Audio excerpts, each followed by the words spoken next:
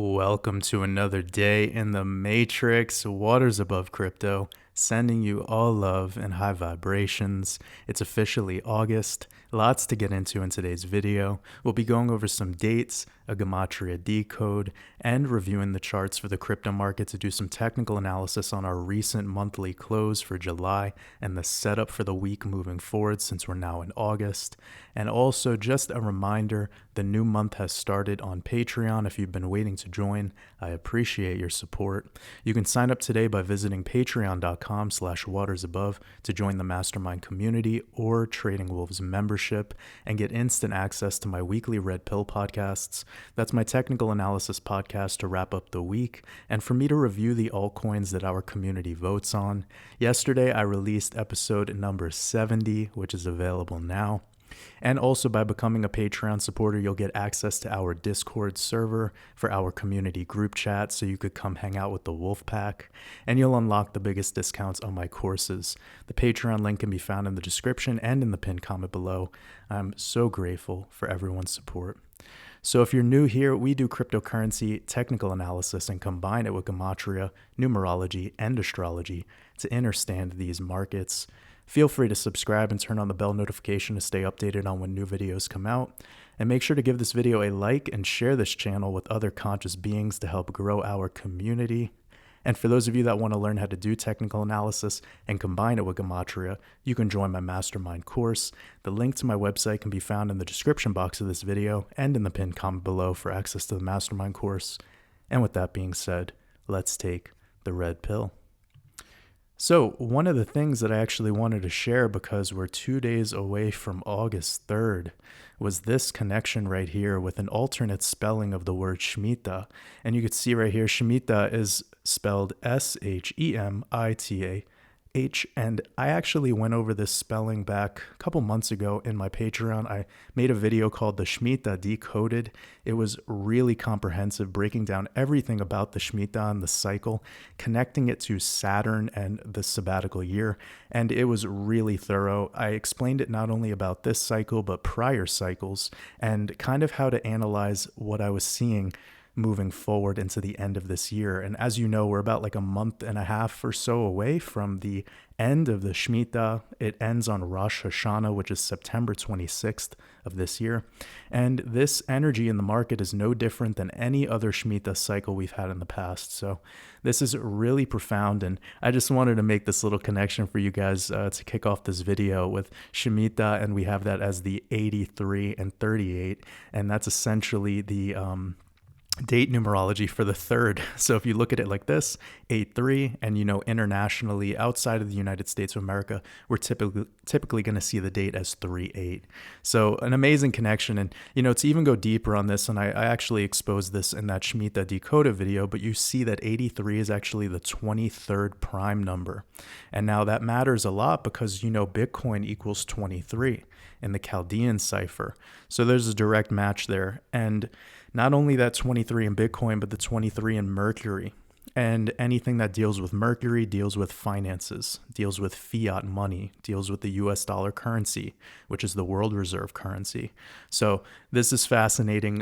And I like exploring, alternate spellings of words that aren't English words initially. And when they've been, converted or translated, this is the spelling. But the bigger reason why I'm utilizing Shemitah this way is because that's the most classic way it has been translated and brought back into just English letters. So continue your study, wolves. There's a lot to learn here, and the more you have fun with the decoding, the more you start to see the fractaling nature of it and how it all comes together. There's no perfect or right way or wrong way necessarily. The numbers just need to have a relationship. So when you start actually identifying the relationship of the numbers, and in my system, I've decided to bring it back to the mythologies. That's why I've connected things to Mercury, and you see me connecting things to Saturn, etc. And it's because the religions and the people who run the world do that. This Shemitah is a Saturn worship ritual. It's not my opinion. So when I started noticing through my multiple decades of study of connecting everything together, I'm seeing that specifically the Abrahamic religions have a consistent theme of Jupiter and Saturn. And for me to know this, that actually just expedited my process of being able to decode, because I'm saying, well, if they're continuing to go off these basic principles of mythology and astrology, well, then that's how we should be decoding. So just a little nugget of wisdom to kick off the video. But anyways, without further ado, one of the things that I brought up in my last video, and I'm not going to go over all of it because I brought up the date of August 2nd in the last video I made. Definitely go check that out. Watch that. Tons of information in that. But today, being the start of August and 8 weeks until the end of the Shemitah, the reason why this is pretty critical is because 8 weeks is another way of saying 7 weeks and 7 days. Okay, that's the 77. And we know that the sevens are massive with the Shemitah and with the 7-year cycle. And you could see even the date numerology of this upcoming Rosh Hashanah is 77. So that's, oh, and it's also 23. Which I was just showing you before with Shemitah, the way that it's alternately spelled with that 83 and how you get the 23rd prime number. It's an amazing connection, but yeah, wow, that's really significant. So we know that this is going to be big. Another thing about today was the fact that it has the 51 and 15 date numerology on a Monday, the day of the moon. And let me just copy this. You know that moon equals 51 and 15. They're right there next to each other, and another 23 connection. So there's so many 23s. And one of the deeper reasons why 23 is such a powerful number is because it's the 9th prime number. We've went over this quite a bit, but it's an important thing to keep revisiting. 9 is the number of everything. You know, it's the number of spatial infinity. If you perceive 0 as nothing, well, 9 is everything. Very powerful number. And, you know, a lot of the top athletes that have been recognized as great have wore this number 23. It's not coincidental at all. So let's keep going because there's a lot to say about this. We know about tomorrow. Again, if you're unaware about tomorrow's connection with the 55, just go watch my last video. I broke it down very thoroughly. Now, one of the dates that I'm looking forward at, and I would like to kind of stay focused specifically around this date and the day before, is actually the 6th of August. So, you know, I gave you guys the little connection with the 83 coming back to Shemitah, but let's zoom even further and go to next Saturday. All right. Again, the day of Saturn. Well, this connection right here, going back to the start of the Shemitah, the start of this Hebrew 7-year cycle. And you can see from September 7, 2021, which is Rosh Hashanah, to this date of the 6th, it gives you 333 days. It's a very powerful number. So we have a huge number connection with that. It's happening on a Saturn day. We're also getting this connection right here of the 56 and the 20 with the date numerologies. So you can see 56 as the double-digit date numerology, and then you have 20 as the standard date numerology. And that's the exact connection you have to BTC, the ticker symbol of Bitcoin. You could see 56 and 20 right next to each other, the reverse ciphers. So very powerful there. Definitely another connection to be made. So that 333 is no joke, though. That's definitely something to keep in mind. And this is essentially right around the upcoming first quarter moon. So you can see right there, first quarter being on August 5th, right in that transition date. August 5th in the United States of America will already be August 6th in Australia and New Zealand. So just consider it as a window of time. You know, the big reason why this time frame is powerful, pretty much the August through September timeframe, is because we're in that transition of the 30th week of the year through the 34th week of the year. If you guys ever pay attention to the work of Decode Your Reality, he always talks about encroaching numbers. And we know this number 33 is really important. We hear about it quite a bit. And as we're talking about this 333 connection, I think it's important to bring this up. So with the encroaching numbers around 33, you have the number before that, which is 32, and the number after that is 34, obviously. And that is all around this month of August. And you guys are aware that the month of July and August were added into the calendar with the Gregorian system. That's why a lot of this calendar doesn't make any sense, considering September is the 9th month, but septem in Latin means 7. October is the 10th month, but oct is the prefix for 8. You know, it's obviously fraudulent, but we need to play along with this as decoders to see deeper. right? So this is like kind of how we're perceiving things, and that's why we're getting a lot of energy around this month of August transitioning into September. It's very much a pivotal transition month. And if we go back to last year, if you guys remember the way the market behaved last year, well, once we got into the month of August, late July into August, the market did pivot really powerfully. Pretty much August was just a straight line breakout after having a really deep correction in the market.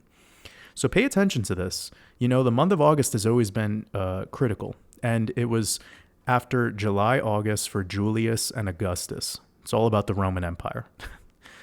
Gotta love it. So let's continue on this. We know that this date definitely has a connection here. One of the other things to bring up was a connection to the upcoming eclipses in October, November. So we've been talking about the eclipses a lot on my channel. We have this eclipse that's going to be happening on November 8th, and I wanted to show you guys this connection right here regarding this bigger date. So I'm going to go back, and you can see August 5th, which was the date that I was just discussing, being 333 days from the start of the Shemitah, and you connect it to the actual eclipse in November, which is a total lunar eclipse, and you're going to get 3 months and 3 days. How incredible is that to have multiple 33 connections? And I brought this up maybe 2 months ago about the fall of the Berlin Wall, and how the fall of the Berlin Wall is almost on its 33rd year anniversary. And look at when it happened. 9/11, November being the 11th month and the date being the 9. So it's the 11/9 backwards, and you guys know we're approaching the 21st anniversary of 9/11, and that 21 again, all coming back to Saturn with the 21, the Shemitah being the year of Saturn, and then this connection with the actual day of the eclipse. The total lunar eclipse will be the 7th and 8th pivot of November, and then right after that, 33rd anniversary of this fall of the Berlin Wall, right around that time with that 9/11 connection. So for me, you know, it's just amazing. We're really in amazing times, but I wanted to show you how when we're analyzing dates, it's important to not just make one connection. You can make multiple connections here, and it starts to really add things up. So you could see I took that August 5th date, 333 days since the start of the Shemitah, and then connecting the same date to the upcoming eclipse in November, the next total eclipse, and we get another 33. Amazing. So this is really a quick way of summarizing what I see happening, revisiting my last video, and considering what I just shared with you today. I do think that tomorrow into the 3rd of August will be a pivotal energy, moving us into the quarter moon, and that's going to be on August 5th. And that's perhaps a moment for the market itself to stall out a little bit and then transition into the bearish energy of the full moon.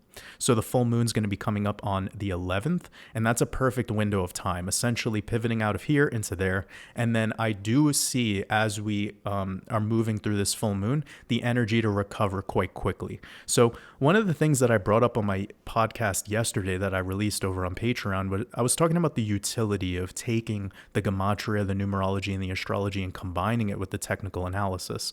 Essentially, what the technical analysis is allowing us to do is to determine trend and to determine upside and lower levels. So where are our resistances going to be and where are our supports going to be? What is the most likely probability of taking those levels, and when will they be reached? And the when is being taught to us through astrology and through utilizing numerology. So if we know the moon cycles are playing a very important role in this market, which I've proven now for over a year and a half, we know the eclipses play a really important role in the way this market behaves. Now we kind of have a when, and we could determine based off of this numerology to kind of zoom in a little more, become more of the micro, and determine the specifics. But ultimately, we need to have numbers to put this to, and the numbers you're going to figure out through the charts.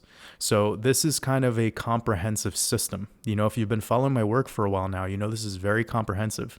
And it's cool because we're getting a lot of decoders who aren't interested in crypto necessarily, but they're excited about my work because they're now finally seeing it has a utility. Actually, the decoding itself has utility because you could take it and you could apply it to the skill of knowing technical analysis. And now you have something that you could build on day after day. And it can really be a life-changing practice because, of course, if it deals with, a deeper understanding of markets, something that very few people can wrap their head around, well, then you have a cheat code to something that only really the apex predator knows about. Really, we're an elite class of people if you consider it because of this awareness, because of this gnosis. So I'm going to move into the charts now. I really think most of what my last video was about is kind of the main importance, but I wanted to give you guys that August 5th date. And then if you go into my Patreon, you check out my last Red Pill podcast that I released yesterday, you're going to see a forecast that went even further out into like the 10th and 11th of August. So definitely check that out. You guys are going to get more of a sneak peek over there in that podcast. Had a lot of time to break down like the words of wisdom on mindset and just how to calmly navigate this market. So I believe that was one of my better podcasts regarding the mindset and regarding the way to actually analyze this market from holding back on the emotions and taking focused action, which is really all that matters. So now that we're here, I wanted to point out a couple things that I'm seeing in the charts, just very basic. I have a Fibonacci retracement pulled from this all-time high down to this swing low. It's a very big trading range, but you can see this is actually in logarithmic scale, and this is set on log setting with the actual fib, and we're getting a rejection at the 236. That is very normal, guys. Once we get into this 236, it is normal to get rejected, and once we get back above it and start trading into the 382, then it's very normal to start treating the 236 actually as a support level. So when we're looking at this through the dead cat bounce scenario, which I'm not going to say that we're going to fulfill the textbook dead cat bounce because this is a huge trading range and this market doesn't really have a lot of volume right now. But typically with the dead cat bounce, what you're going to see is a move into the 5 fib extension, so the 0.5 fib, as high as the 786. With altcoins, you see this. With Bitcoin and Ethereum, you typically see it at the 702. But in a very, very bearish sentiment market, it's always the 5. So now, can we hyperextend or can we not even make it to this level? Absolutely, that's possible. We don't even make it here. But I'm teaching you about the dead cat bounce and that setup. So disregard predictions or any ideas here or any emotion. I'm just giving you a lesson on how the dead cat bounce works. So after a huge move from top to bottom and recovery above the 236, you want to start looking for the dead cat bounce scenario. And that is essentially up to the 0.5. And then that will follow with a rejection at the 0.5, followed by a break of the lows. And this is a thing that a lot of people are anticipating with Bitcoin and with the markets in general, that the lows that came in June are not the end of things. And we've been talking about the Shemitah and the eclipses in October and November, how that could be the moment where we might break lower. If we're gonna break lower, it's then. That's how I feel. I have a lot of conviction in that, not because of my opinion necessarily, but because of studying this 7-year cycle going back 100 years. This is just the way it works. So when we get to the end of the Shemitah, remember, Shemitah means release. Okay, you could see this right here. It means to release. So getting up into there and then having the release happen into the October-November eclipses would not be weird. And if it wanted to be strong, we could come into the prior levels of the lows and actually just hold them. Whatever comes will come, and we just have to take it for what it is. So we're far out from this moment, but I just wanted to let you guys know, this is one chart that is very simple that could show us just like not to overthink things too much. The current rejection levels are textbook technical analysis levels, the 236.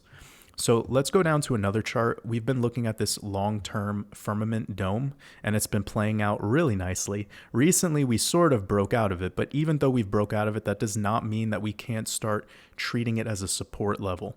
So when you break out of a resistance, it's typical to come back test the same resistance as a new support. And here we have a couple things going. We have these horizontal levels, and then we also have this arc. And this arc is like, you can't deny it. I mean, even if you zoom in right here and you see all these rejections, and then you see these perfect rejections right there on daily closes, it's no one could argue this. So a return down to 21.6 at this pivot point right there, that would not be weird for this upcoming full moon. I mean, I know it's cutting it really close if you're analyzing it based on the timing of things, but remember, the full moon is going to be on the 11th, and we have a 5-day window before up to a 5-day window after. That gives us somewhere around the 6th into somewhere around the 15th, 16th. And this level right here of 21.6 would essentially just be the rejection line that we got back on the 26th of June, the rejection on the 8th of July, the breakout level that we got above on the 18th of July, and then right around the time of the back test here into later last month. Okay. So that's a very key level. And ultimately, if you wanted to be a little bit more open-minded, it could be 21.2 just because of this recent backtest level being a little bit extended. Now, what I will say, though, is these levels were manipulated leading into the FOMC meeting, and I made a video talking about that. I actually made a podcast discussing me assuming that will happen before it even happened. I said that when we have these FOMC meetings, it's very normal to have the price baked in ahead of time. Then right on the day of the FOMC meeting, we just popped back the other direction. It's a fake out, shake out to get retail investors to fall for it. And then there was a short squeeze, and the short squeeze happened, and it was rough. I know a lot of liquidations happened that day because people weren't aware of the new moon. See, when you guys know about the new moon, why the hell would you short on the day before the new moon? And it's because people fall for the exoteric stuff. They fall for the FOMC meeting and the Fed and the raising of the rates, and they don't look at things from the from the more esoteric perspective. Okay, when you're aware of this lunar cycle, you wouldn't have gotten into a short on that day. You just wouldn't have. And I've seen this happen actually with one very popular trader, and it's a quick story and I'll move on. But there's this very popular trader who I don't know, I haven't got the opportunity to meet, but he was doing very large leverage trades, and he has an indicator out there. I use the indicator personally for trading. I believe it's a great indicator. I'm not here to promote anyone's stuff or any of that, to shill anything, so that's why I'm keeping it private. But I saw this individual deciding to long on a full moon, and it was like upwards of $500,000 to $700,000 loss. So shorting and longing, I know that it's like people like to do this with leverage, but if you're unaware of the lunar cycle and you decide to do it on the exact day, you could get really finessed. So yeah, I mean, I've seen it go really badly for people, and that's why I rather people not play with leverage right now. If you're unaware of how to trade, you should not be trading this market at all. Even if there's a YouTuber out there who has successful trades and they're showing you their trades and showing you their setups, this is not the environment to trade, okay? We're in a very, very awkward, volatile environment that requires you to be a master of markets, and blindly following along people just because they have a track record is not the way to go. That's why with my work, I try to stick to what's going on in the charts, and it's not about advice. It's not about telling people what to do. I know what I'm doing in this market. I'm waiting for the end of the Shemitah. I'm waiting for those eclipses, and I'll take it when that happens, because I'm not going to turn my head to 100 years of data. That's just stupid. And I know people, like, they're getting excited. They want to get in the market now because there's a little bit of bullish energy, but that's right around the time that markets, have a little bit of correction. This is an emotionally driven game, and the better people get at actually navigating their emotions and taking their emotions out of this and just studying for once, maybe even doing some paper trading, that's your opportunity to really get an upper hand on this market. Do what everyone else doesn't want to do, which is the hard work. Best advice I could give. So let's look at this from a more just basic approach on typical analysis. We're going to remove all these drawings and everything, and we could see this was our monthly close. Nothing spectacular here, but definitely not a continuation to the downside regarding the candle structure. So we didn't get another red candle. So this is nice. And you could see the wick right here is a low, and the wick that we got in the month of July was a higher low. So this does look like a short-term bottoming structure. And the only reason I could say this for now is because these are monthly candles. Monthly candles, you can see when we have multiple reds followed by this big red, You don't see pivot out until we get a noticeable green candle. And that's kind of the same situation that we've gotten right here. Even with this C-word crash, you can see the following month was green and then we pivoted out of it. So that's just basic candlestick analysis if you're going to analyze it on macro candles, big candles. You know, we're talking about 30 days. So here you got the same situation, red, red, red, the first green, pivot, there you go. You got red, red, red, green, pivot, and then there you go. Got 2 months in a row of green, rolled over, and then you have to kind of take it. And that, again, you get more advanced as you go with analyzing this. But when you're a beginner, it's really nice to just look at 30-day candles. We also had our bi-weekly close, and this is another situation where you could see bottoming structure, and then we have a continuation candle regarding the green. You could also see right here, this was a bullish engulfing candle, so the green candle that we got for the 4th of July was slightly higher than the red, and there you go, got continuation, and that could have been a long signal for sure.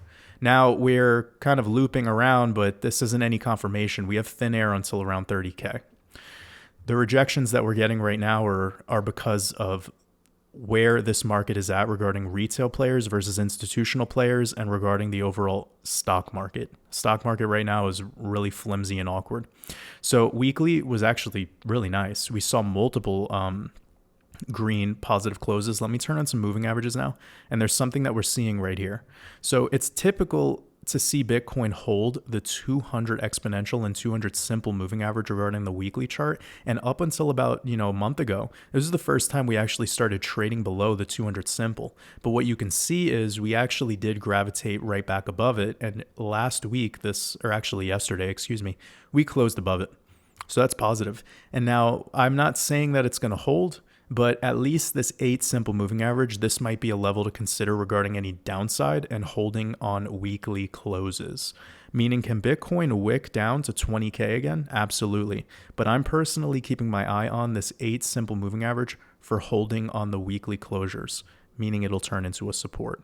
So that could be helpful regarding downside for you guys, just to give you a little bit of like an open-minded approach on the weekly candles. And then you could see this 3 days about to close today, where the 3 days closing, if it was to close at this level of 23,200, that would be beautiful, because that's just right here at these high rejection levels before the short-term backtest. And then again, I would keep my eye on this 8 simple moving average on the 3 day regarding holding 3 day closes. So this looks nice. I mean, obviously you'd want a continuation candle. Let me turn these off and look at the Bollinger Bands and see what's going on here. Okay, so this is another good sign. We're right above that median moving average, and we have the 28.7 level for the topside band. And if you were to pause the video and see where this level is, it is perfectly in line with the supports right here. So that tells us if there's going to be a move to the upside for Bitcoin, I would look for the 28.6 level. That's like a cheat code I just gave everyone. Okay, so you could see on the daily Bollinger Bands, we're getting rejected on the top side band, and that's typical. In this 20, the moving average in the middle, this tends to be a support line after you start to change and become a pivot in momentum. Meaning, if you look at the RSI, we're getting above 50. You look at the MACD, we're in the positive territory, green histogram, moving averages are in positives. This is all telling me that this is like a pivot in the market, which is what my key dates have been exposing this whole time. Remember in like about 2 or 3 videos ago, I was talking about like a pivot of energy in the market leading into the end of the Shemitah. This is how a couple of the Shemitahs actually came to a conclusion, where the market was in a bullish posture up until late September, or up until a lull 29 into Tishri, the end of the Rosh Hashanah. And that was the moment where the market just had a devastating collapse. So people who study this cycle and you look at the Hebrew calendar, it could definitely give you some more insights. And with this pattern here in the short term, if I was to turn this all off and analyze, holding these levels right now would definitely be critical. But I do have a little bit of a bias leading into the August 10th, August 11th timeframe to perhaps test back into the 21K level. It's very possible. Let's look at last August, though. Last August was just, really, really beautiful. And it was great to go revisit some of my videos from last year, because I was talking about really taking these July full moon lows very seriously and being long bias until the start of the Shemitah, which was on September 7th. And that was really around the time where my channel got a lot more popular because of that pivot point. And you can see right here, right along the full moon right there, directly into the new moon. It's beautiful. new moon, all-time high within 3 or 4 days. Incredible. It's really amazing how simple this is. And just look at recently, we had our new moon on the 28th, and within 48 hours, we hit local top before rolling over. It's literally, no one could argue this. It's too good. It's really too good. You see the low here within 24 hours. Pivot out. Gotta love it. So let's get into ETH really quickly because there's a different looking structure here. And these rejections on ETH were coming in around these lows right there, which actually I talked about this. I said if ETH is going to make a next move up in the short term, I would look for this cluster of trading. And then if we're going to have let's just say if Bitcoin is going to start approaching that 25, 26, 27K area, that is when I expect to see a $2,000 ETH. And I think there's an opportunity before the end of this cycle to see one last breath of air for Ethereum into $2,000 or $2,200. And I would not be surprised if that came at the end of this month. So if I'm going to look at the lunar phases and I'm going to see the 27th is the new moon, that's easy for ETH to move up. You know, even if it was to come back down into this 1500 area, to see it go up to 2,200, we're just talking about like a 30-40% gain. And off of these lows right here to where we're at right now at the high, that's 100%. So it's very easy for ETH. And if we were to measure off the top wick into 2,200, which would be the continuation percentage, that's just 23%. It's like a single day could happen. Right here, look at this one day on Ethereum. It was 18% up in a 24-hour period. Okay, so to get into that level one last time before perhaps rolling over and even going higher. I mean, honestly, that level of 2,200 for me, though, is just a very esoteric number. And I've explained it before, but as we track along this, I'll fill people in. More importantly, though, we see this clean W breakout, rejections. Now we're actually back testing this little fractal of support. And if we break through that level, I suspect the next level on the downside is going to be 14.3, just caught up in that. And that'll be similar for Bitcoin coming down to 21. So if Bitcoin breaks down to 21K, I do suspect we're going to see a $1,400 Ethereum. And then I do suspect supports coming in around that 13.5 into 14. And that'll be a textbook area to hold before having a little bit of a bounce and continuation into the end of the month. Then on XRP, we finally saw a little bit of movement like this recent Saturday. And let me turn all this off and show you guys the levels that we were talking about. I kept making videos discussing this 37-cent level right there and how that was a key level. We got multiple supports coming back here, break, then multiple rejections, then break. So that 37-cent level is ideal for us to consider as people who hold XRP. Now, I would like this to be a bounce level, but because we're approaching this upcoming full moon, you know, if Bitcoin gets down, we're going to see XRP get down. And there is an opportunity for there to just be a support trend lines, maybe something like this. Be open-minded to this, of course, because anything could happen, but maybe a little bit of a maneuver like that. And then once breaking into this 40-cent level, I do suspect 44 cents will be the next rejection point. After 44 cents, you're looking at this level here along this white trend line, which has been in place since the yearly high of 2021. Every time it dumps lower, it just gravitates back to that level, and it has yet to really solidify being able to hold it as a support since it became a resistance. So I do see one last move for XRP into this trend line, perhaps before the end of the Shemitah. And that'd be a good level, believe it or not, because it'll solidify that we've called this a selling climax. Or if we were to really zoom this out, you know, you can see this on a long-term chart. For those Wyckoff people out there, you got your buying climax, selling climax, automatic rally. This could be your LPS, your last point of support before continuation into what we call an SOS. And we're not able to confirm SOS until we see XRP pretty much back into the $1.50 range. And that's a ways to go, but with Wyckoff, it's nice because you can really zoom out and you have a long-term analysis that you could utilize there. So I have a bias for 44 cents for sure for XRP if we're gonna see Ethereum get to 2,000 to 2,200. That's really the play. So if Bitcoin's going to get past that 26K level, I do suspect we're going to see a $2,000 ETH and potentially 44 cent XRP, and all the altcoins are going to play along that show. And if we see Bitcoin revert back to 21K, we're probably going to see XRP come back down to 35, maybe even 33 cents one last time, a little bit of a bounce, and then more continuation. So That's the play. I believe that this week is going to be pivotal in regarding to the energy. We're not going to be seeing anything groundbreaking, like nothing nearly as intense as I'm anticipating for the end of September. But for the most part, we're just tracking this along and keeping it calm.